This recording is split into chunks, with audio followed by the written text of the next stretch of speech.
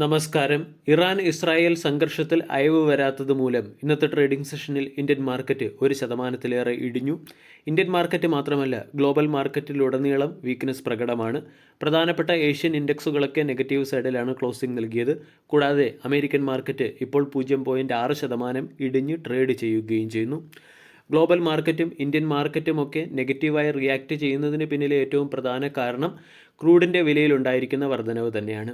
കഴിഞ്ഞ 4 വർഷത്തിനിടയിലെ ഏറ്റവും വലിയ സിംഗിൾ ഡേ സ്പൈക്ക് ആയിരുന്നു ക്രൂഡിൻ്റെ വിലയിൽ കഴിഞ്ഞ ദിവസം കാണാൻ സാധിച്ചത്. ബ്രന്റ് ക്രൂഡിൻ്റെ വില $80 പെർ ബാരൽ എന്ന ലെവലിലേക്ക് ഉയരുന്നത് ഇന്ത്യയെ സംബന്ധിച്ചിടത്തോളം ഒരു പ്രധാന നെഗറ്റീവ് കൺസേൺ തന്നെയാണ്. ഇവിടെ ഹോർമൂസ് കടലിടുക്ക് ഇന്ത്യയെ സംബന്ധിച്ചിടത്തോളം വളരെ പ്രധാനപ്പെട്ട ഒരു വ്യാപാര പോയിൻ്റാണ്. ഹോർമൂസ് കടലിടുക്കിലൂടെയുള്ള വ്യാപാരം തടസ്സപ്പെടുന്നതും ഇന്ത്യയെ സംബന്ധിക്കുന്ന ഏറ്റവും പ്രധാനപ്പെട്ട കൺസേണായി മാറുകയും ചെയ്തിട്ടുണ്ട്. ഗ്ലോബൽ ക്രൂഡ് ഓയിൽ ട്രാൻസ്പോർട്ടേഷൻ്റെ 20%, ഗ്ലോബൽ LNG ട്രാൻസ്പോർട്ടേഷൻ്റെ 20% നടക്കുന്നത് ഹോർമൂസ് കടലിടുക്ക് വഴിയാണ്. പ്രതിദിനം 10 മുതൽ 13 മില്യൺ ബാരൽ പെർ ഡേ എന്ന റേറ്റിലാണ് ക്രൂഡ് ട്രാൻസ്പോർട്ടേഷൻ ഹോർമൂസ് കടലിടുക്ക് വഴി നടക്കുന്നത്. ഇതിൽ ഇന്ത്യ തന്നെ പ്രതിദിനം 2.5 മുതൽ 3 മില്യൺ ബാരൽ പെർ ഡേ എന്ന റേറ്റിൽ കൺസപ്ഷൻ നടക്കുന്നു. ഇന്ത്യ തന്നെ 2.5 മുതൽ 3 മില്യൺ ബാരൽ പെർ ഡേ എന്ന റേറ്റിൽ വാങ്ങുന്നുണ്ട്. അതായത് ഹോർമൂസ് കടലിടുക്കിലൂടെ നടക്കുന്ന ക്രൂഡ് ഓയിൽ വ്യാപാരത്തിൻ്റെ 50 മുതൽ 60% ഗുണഭോക്താവ് ഇന്ത്യയാണ്. ഹോർമൂസ് കടലിടുക്കിലൂടെ നടക്കുന്ന വ്യാപാരം തടസ്സപ്പെടുകയാണെങ്കിൽ അത് ഏറ്റവും പ്രതികൂലമായി ബാധിക്കുന്നതും ഇന്ത്യയെ തന്നെയാണ്. ഇതിൻ്റെ ഇമ്പാക്റ്റാണ് ഇന്ന് ഇന്ത്യൻ മാർക്കറ്റിൽ പ്രകടമായത്. ഇനി വാറ് ആരംഭിക്കുമ്പോൾ അല്ലെങ്കിൽ ഏതെങ്കിലും രാജ്യങ്ങൾ യുദ്ധത്തിൽ ഏർപ്പെടുമ്പോൾ അത് സ്റ്റോക്ക് മാർക്കറ്റിനെ പ്രതികൂലമായി ബാധിക്കുകയും മാർക്കറ്റിൽ ഷാർപ്പ് കറക്ഷൻ വരികയും ചെയ്യും. ജെഫ്രീസ് ഉൾപ്പെടെയുള്ള ബ്രോക്കേജ് ഏജൻസികളുടെ റിപ്പോർട്ടിലും അതുകൂടാതെ പ്രീവിയസ് ഹിസ്റ്ററി നമ്മൾ പരിശോധിക്കുകയാണെങ്കിലും വാർ ആരംഭിച്ചതിന് ശേഷം പല സെക്ടറിലും ഷാർപ്പ് കറക്ഷൻ വന്നേക്കും. എന്നാൽ വാർ അവസാനിച്ചില്ലെങ്കിലും വാറുമായി ബന്ധപ്പെട്ട കൂടുതൽ ക്ലാരിറ്റി പുറത്തു വരുമ്പോൾ മാർക്കറ്റ് ഈ കറക്ഷൻ അവസാനിപ്പിക്കാനും പിന്നീട് മാർക്കറ്റ് ഒന്ന് സ്റ്റെബിലൈസായി ഹയർ സൈഡിലേക്ക് നീങ്ങാനും സാധ്യതയുണ്ട്. 2025 ജൂൺ മാസത്തിൽ ഇസ്രായേൽ ഇറാൻ സംഘർഷം നടന്ന സമയത്തും Ajanta pharma, IndiGo, Indian oil, BPCL, HPCL തുടങ്ങിയ സ്റ്റോക്കുകളൊക്കെ ഒരാഴ്ചയിൽ 5%-ലേറെ ഇടിഞ്ഞിരുന്നു. അതിനുശേഷം വാർ അവസാനിക്കുന്നതിന് മുൻപേ തന്നെ മാർക്കറ്റ് റിക്കവർ ആവുകയും ഹയർ സൈഡിലേക്ക് നീങ്ങുകയും ചെയ്തിട്ടുണ്ട്. അതുകൊണ്ട് ഇപ്രാവശ്യവും വാറുമായി ബന്ധപ്പെട്ട ന്യൂസ് വരുമ്പോൾ മാർക്കറ്റിൽ കറക്ഷൻ പ്രതീക്ഷിക്കാം. അതിനുശേഷം ഇതുമായി ബന്ധപ്പെട്ട കൂടുതൽ ക്ലാരിറ്റി പുറത്തു വരുമ്പോൾ മാർക്കറ്റ് സ്റ്റെബിലൈസ് ആകാനും പിന്നീട് ഹയർ സൈഡിലേക്ക് നീങ്ങാനുള്ള സാധ്യതയുമുണ്ട്. ഇവിടെ ഇന്ത്യയെ സംബന്ധിക്കുന്ന ഏറ്റവും വലിയ മറ്റൊരു കൺസേൺ മിഡിൽ ഈസ്റ്റുമായി ബന്ധപ്പെട്ട വ്യാപാരത്തിൽ വരുന്ന കുറവാണ്.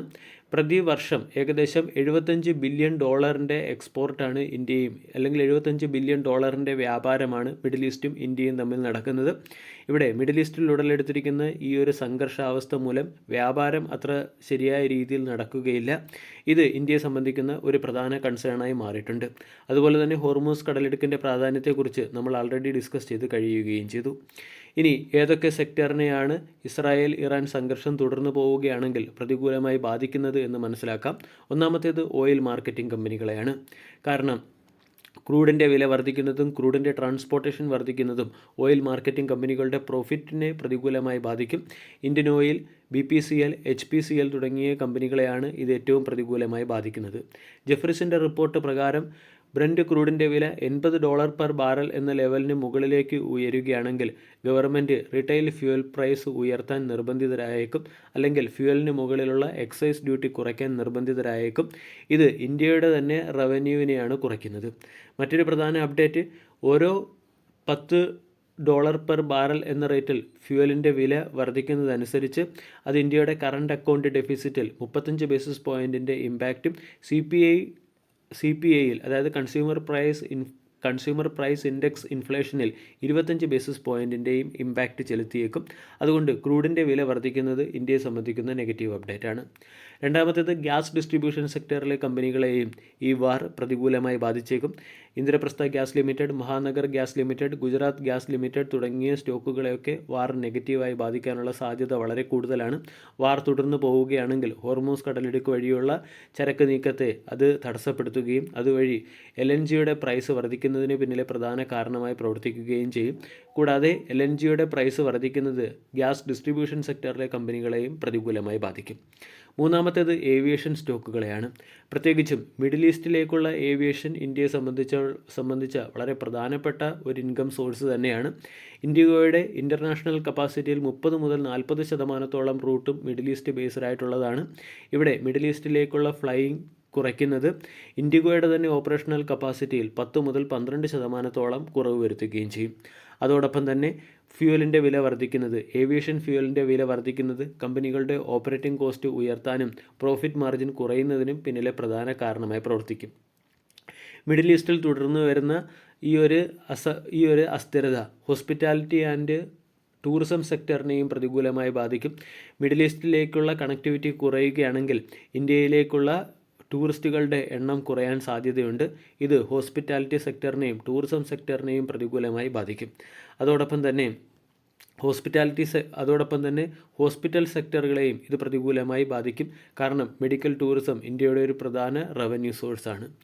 ഇനി മിഡിൽ ഈസ്റ്റിൽ സിഗ്നിഫിക്കൻ്റ് എക്സ്പോസറുള്ള കമ്പനികളുടെ പെർഫോമൻസ് മോശമാകുന്നതും ഇന്ത്യൻ മാർക്കറ്റിനെ ബാധിച്ചു തുടങ്ങും.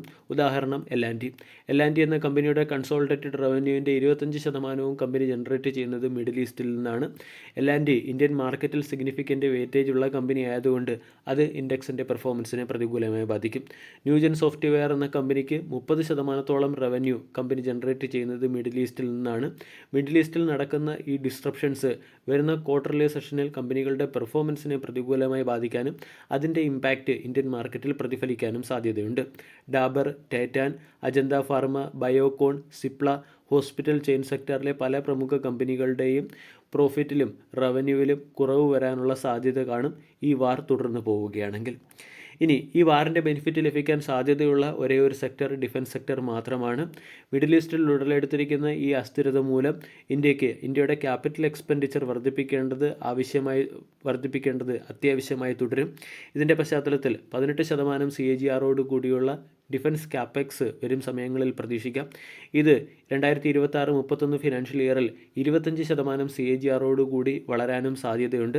അതുകൊണ്ട് ഡിഫൻസ് സെക്ടറിലെ സ്റ്റോക്കായ Bharat electronics, data pattern, Hindustan aeronautics limited തുടങ്ങിയ കമ്പനികൾക്ക് ഇസ്രായേൽ-ഇറാൻ വാർ തുടർന്നു പോവുകയാണെങ്കിൽ ഈ കമ്പനികൾക്ക് ഇത് നേട്ടമായി ലഭിക്കാൻ സാധ്യതയുണ്ട്.